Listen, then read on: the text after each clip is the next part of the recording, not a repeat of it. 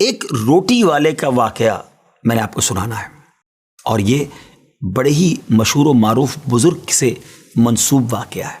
حضرت ابو بردہ رضی اللہ تعالیٰ عنہ راوی ہیں کہ حضرت ابو موسیٰ اشعری رضی اللہ تعالیٰ عنہ کی جب وفات کا وقت قریب آیا تو انہوں نے اپنے بیٹوں سے کہا کہ اے بیٹو، روٹی والے کو یاد رکھنا۔ پھر یہ واقعہ خود ہی بیان کیا کہ وہ روٹی والا کون تھا۔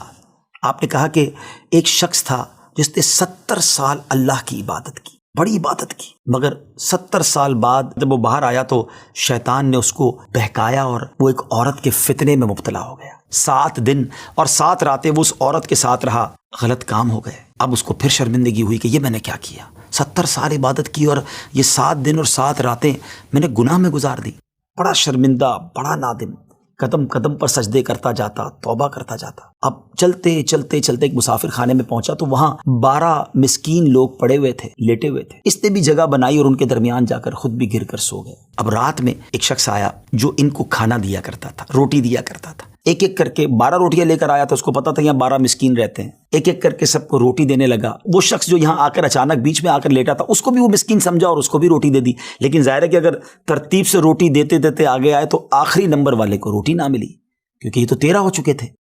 تو بانٹنے والے سے اس مسکین نے کہا کہ تم نے آج مجھے روٹی کیوں نہیں دی؟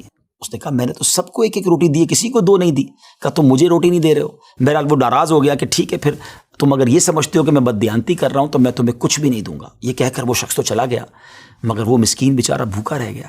اب وہ شخص جس نے ابھی توبہ کی تھی، پہلے 70 سال کی عبادت بھی کی ہوئی تھی، اس کو خیال آیا کہ میری وجہ سے اس مسکین کو روٹی نہیں ملی ہے۔ بھوک اسے بھی بڑی تھی، مگر اس نے وہ روٹی اسے دے دی۔ شدید بھوک لگی ہوئی تھی، رات بھر بھوک میں تڑپتا رہا اور اسی بھوک کے عالم میں صبح اس کا انتقال ہو گیا۔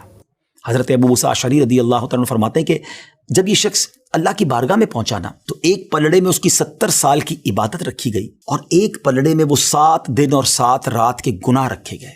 تو فرمایا کہ وہ گناہ جو تھے وہ 70 سال کی عبادت سے آگے بڑھ گئے، یعنی اب اس کے لیے گویا حکم ہو سکتا تھا کہ وہ جہنم میں جائے، مگر ان 7 دن کے گناہوں کے سامنے وہ روٹی رکھی گئی، اور اس روٹی کی برکت سے، کیونکہ وہ اخلاص کے ساتھ ایثار کی گئی تھی، مسکین کی مدد کی گئی تھی، وہ 7 دن کے بڑے بڑے گناہ معاف کر دیے گئے اور وہ جنت میں چلا گیا۔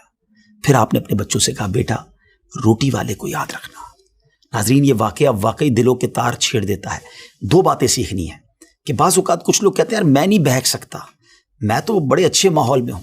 نہیں جناب، شیطان نے بڑوں بڑوں کو بہکا دیا ہے۔ ہمیں اپنی صحبتیں اچھی کرنی ہوں گی، اللہ کریم سے شیطان کے مقابلے میں پناہ مانگنی ہوگی اور اپنے آپ سے ڈرتے رہنا ہوگا کہ نہیں میں بھی گناہوں میں مبتلا ہو سکتا ہوں، مجھ سے بھی کوئی بڑا گناہ کہیں نہ ہو جائے۔ توبہ کرتے رہیں، ڈرتے رہیں، خوف رکھیں اور اچھی صحبت اپنائیں۔